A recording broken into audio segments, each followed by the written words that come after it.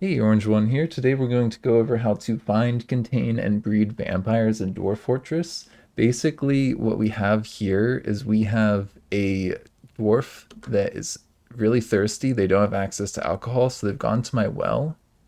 And I have in this well a bucket that has water with this dwarf's blood, which actually, that dwarf right here, he's a vampire. So I ID'd this guy. He came into my fort. I figured out who he was. I've got one of his hands in here and a pool of blood. So you want a pool of blood and you want it in some water that you are drawing from a well with. And this setup works. I've tried having them just drink straight from the water directly. It doesn't seem to work reliably for me. But having it go up through this bucket seems to preserve the vampireness of the water. And people who drink from it become vampires. So check that out. That person's a vampire now, right?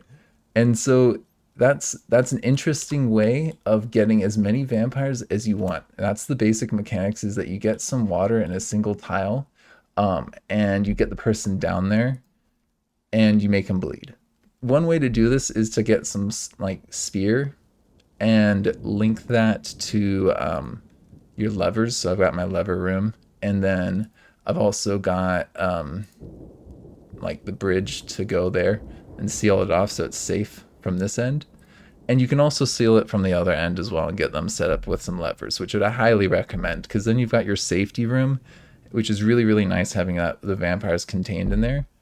But basically, to get the blood, you just turn this on and then have it go on repeat. And that will eventually someone will get to it. It might take a minute if they're not right next to it. But if we go down to where we have the breeder, it's right here. And so there's a spear that should get retracted and then like it should come out in a minute.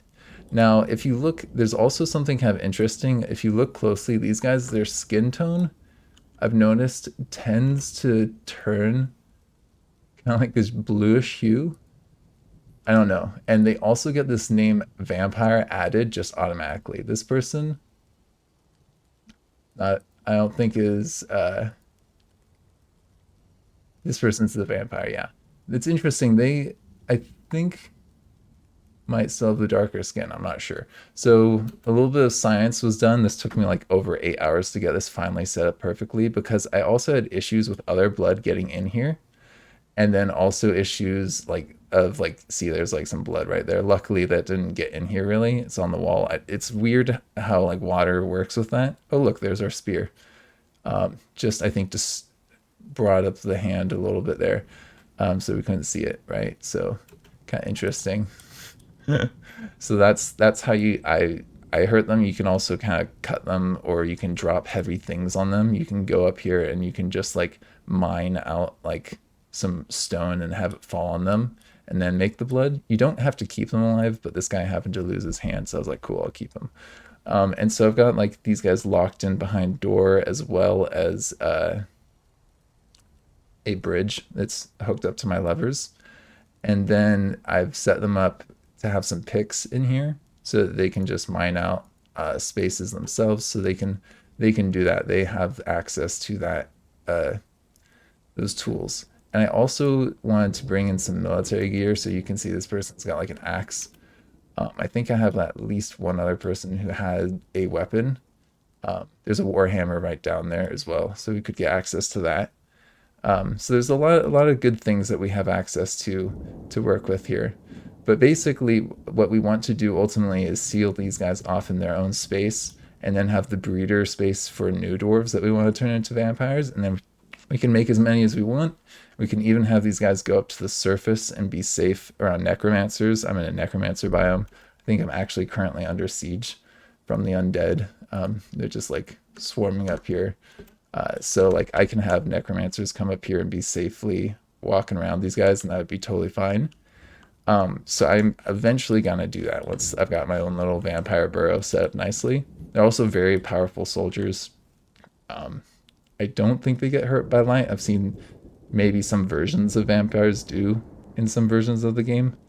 But this is what I've found to work really well. in terms of the setup. And like you also do need to have like the well set up. I used a screw pump to pump in water. Just it found it cleaner than doing dumping buckets because I had like contaminated water that just kept on getting in here. So I'd recommend like using screw pumps and pumping water, or like doing some sort of floodgate or something to control the water flow into here, and then just have water sit there with the blood. And like this has a ton of uses. Like if you look right here, this has a lot of water still in it. um, there's 3 stacks left, and I've infected like a whole swarm of vampires. You know, if you think about that, that's not half bad. uh, Conversion from 1 to like a whole bunch. And so if you do that a few times, even if it, I mean, this other guy we can reuse, and hopefully get more blood from him if we need to, but I don't think that we need to. um, you can also, if it's not one of your dwarves, if it's a different dwarf, you can, or like a guest, you can set up a dungeon. I have done that. I'll probably switch over and try and show you that real quick. Before we talk about capturing the guests, let's talk about identifying the vampire. So in this case, you can see that we had a guest that was drained of blood right here in this, I think it's temple, and a ton of people saw it. And so this guy is basically outed himself. And we can see that in our justice system, and we can use the justice system because we have set up a captain of the guard as well as like a dungeon master. And I think those are the ones that are relevant. I think you can have a sheriff for smaller forts. Basically, these guys, this one's been drained of blood. And you can also see that that's happened to some other people as well recently. And we can see in the justice system, sometimes when people are drained of blood, like in this case, it was in a bedroom. So there was no witnesses to the crime, and we couldn't really figure out who it was. It's just like, oh, there's a vampire. This one, I don't know if it's bugged. I did interrogate some of these guys. In this save, it's scheduled, but in a later save, they are interrogated, and they still are saying somebody. So I don't know why that's the case. You can also see there's all these people who have found the body. They just saw it later on. It's no new information. You can also see that in this case, people saw it and are accusing the vampire. And so when I saw his name, I put this label on him. This wasn't an auto label put on him. I was like, oh, this I think is the guy. And so then you can take him and you can convict him. And I've got him set up right down here in the prototype of our dungeon. And it's kind of like set up how I've got like the beginning of our lockdown area, so we can kind of lock him in there. And I was hoping to station him down here. And if you want, you can put a door down here and just like kind of forbid it once he's gone over to that side, and you can just build over that. And that's one way to just trap him in the one square space. You can also like knock him down with like a bridge. You can put him on a bridge and like open it so he gets like knocked over and falls down there. There's a ton of different things you can do. But if we do this, now he should get eventually, we just follow him, he should have the guy who's in charge of the justice arrest him and pull him to the dungeon. So that is one way of getting him to be kind of secured where you want him. And you can use that system also not just with your dwarves, but you can use that with guests, because guests, if they're caught doing crimes, you can do the same thing with the justice system that we did with this guy, who he's getting military gear, which if you wanted to, you could go in here and say, no, I don't want you to bring military gear, because then he's more likely to get injured by a spear trap. But because we're having him go into the vampire center, I'm like, yeah, let's just use him to bring in some good gear. And then we can arm people with his gear later. Right? So there's a ton of different benefits to doing it this way.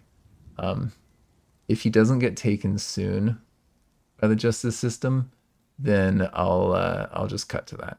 Well, look at that. He's just standing on the spike there. That's funny. See, if you build the wall while he's standing over there, that works as well. So it's interesting to note, but our captain of the guard here, they're going around trying to interrogate people because we had set that up previously as a thing that they need to do in the justice system. So you can kind of see that in relation to this murder, there's interrogations that are interviews. I guess they're called interviews there that are scheduled and ones that have already happened.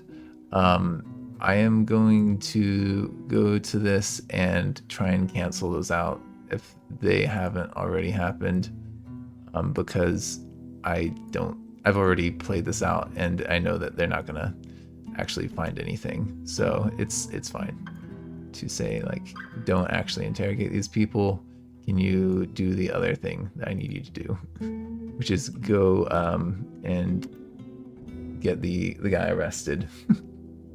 So if you don't do that, like, as of now, I'm gonna probably make a cut here, and then we'll go to you actually taking the guy where you need to take him. But he's trying to interview someone right now, so it's kind of it's related because they're trying to catch the murder, right? So, but it's not particularly useful right now.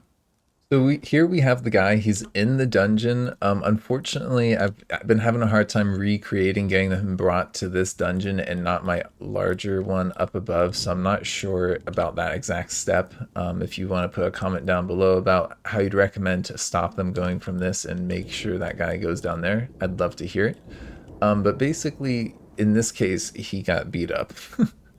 He got pretty badly hurt. He got smashed and now he's missing some teeth, and he's pretty mangled. So there's blood here. You could kind of seal that off and make the well just from that, and you don't have to kill or maim this guy at all if you use the justice system like this. But it is kind of finicky in that regard, where you're gonna have to kind of get them locked up in this part of the fort, by cutting them off. So basically that's one really nice option for you. I also like dropping things on them, so I'm going to show you that as well. One other way to make them bleed is to have them get hit by rocks. So they got some rough jasper dropped on them when I mined it out from above here. I just channeled out a hole when we were making the well. And there's a smear of his blood. It's not a pool of blood, which I don't think is enough. Correct me if I'm wrong in the comments, but I've tried to do it with smears of blood and I've had a harder time recreating it than with the pool. But you can see that in this case, there's no other blood. It's just his. So this is a pretty good start to having just like a him blood pool, not contaminated by anything else, right? So that's one other option to get them to bleed, if they're not a criminal, if you want to just move them down somewhere like that. He is on a station order. I stopped him on the station order once I had the wall built. So you can set this up. It's a little bit more tricky. I think if you just put a door in between the two and then you forbid it, that's a little bit easier.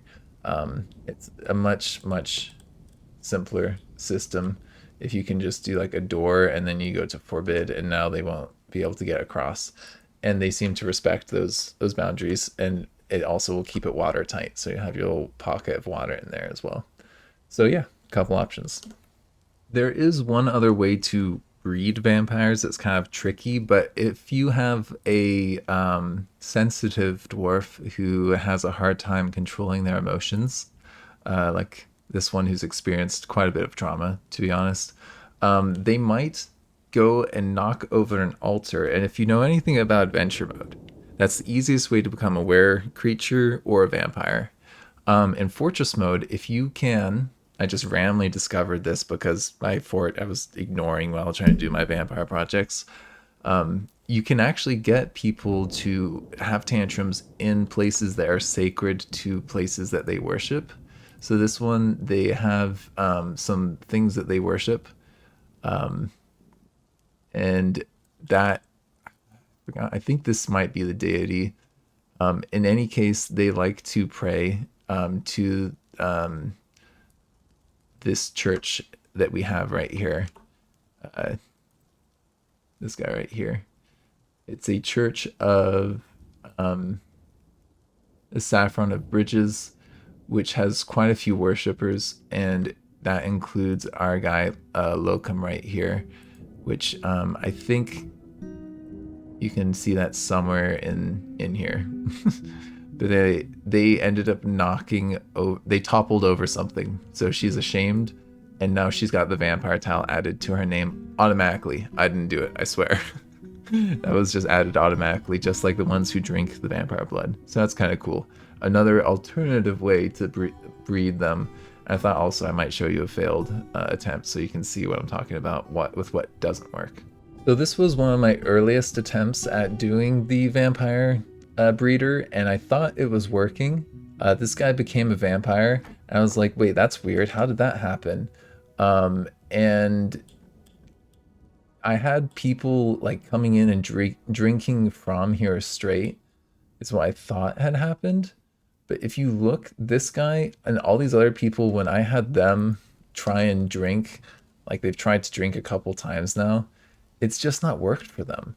So this guy actually was, if you look at their thoughts, they received water. They didn't actually drink it themselves.